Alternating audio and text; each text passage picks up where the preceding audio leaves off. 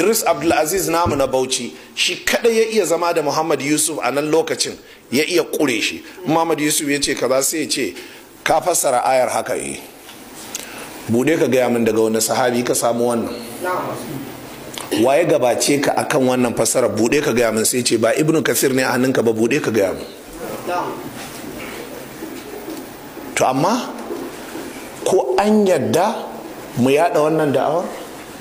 Da ƙarfin tsiya muka tashi muna yada wannan da'awar. Shi kanshi Idris Abdulaziz yana kungiyar Izala ne, ya dawo karatu Jami'ar Islamiyya ya ji labarin da'awata. Ashe ga wannan da'awa wani ya dade yana yi, to mu yaya tuntuni ba suna can da an yi bandilin nasu, an daure su a cikin kungiya. Yanzu ya je karatu yayo a Madina ne, sai dawo kaset ne ya ji, sai rinka bibiya ashe akwai ma irin wannan da'awar tana existing a Najeriya. Ga minista na communication wanda ana ganin wai yana da alaka da addini, wai yana da alaka da addini, kawai yayi kokari ya toshe wannan kafan ya gagara. Gashi na har dai sauka bai komai musulunci ba. A kasashen musulmi wanda ba ma na musulmi ba nawa ne suka toshe kafan TikTok? Nawa ne? Bara ku ya bada misali anan ba ku? India ba su toshe ba, China ba su toshe ba, kasashe ne suka toshe.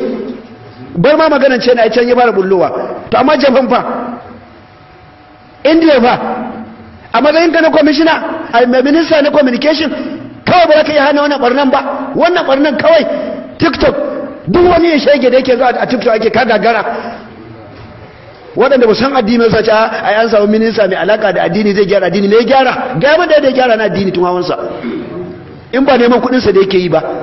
Neman kudin sai yake yi ba wani abin da ya gyara. Gaya mun ɗan Isa Ali aikin da addini, gaya mun ɗaya da awansa a fili wanda ya amfani musulunci. Gaya mini na kalubalance ka Isa Ali, gaya mana aiki ɗaya da kai musulunci, banda wahalar da mutane da kai. Ka zo kai musu ƙaryan cewa wai kamfanonin waya suna ɗebe mutane data. Yanzu ne masu ke ɗebe mutane data, yanzu ne masu ke ɗebe, ka sa su ɗebe me kai? Aka zo aka sa magana NIN, aka sa mutane suka dinga layi za a hana bandi. Gaya mu da bandi ɗaya ka hana. Makaryaci. TikTok din nan kawai sai Allah tambaye ka kai TikTok din nan, tunda ka samu dama kuma daman za ta kubce. Wallahi ka samu dama kuma baka yi amfani da daman ba, wanda ana ganin kaman kana da alaka da addini, ko da ke dama wanda ba san shi bane suke ganin haka. Ai ni na dade na kalubalantar sa, na dade saboda na san shi. Yawa na san shi. To daga TikTok din nan cuta ne, ya bata tarbiya, ya cutar. Duk in mutum ya kai tacaccen rashin kunya to sai je shiga TikTok kuma, sai je shiga TikTok a toshe ka ban anki. Wallahi sai Allah tambaye ka, sai Allah tambaye ka, tunda ka samu dama ka ki amfani da ita, ka ki amfani da ita.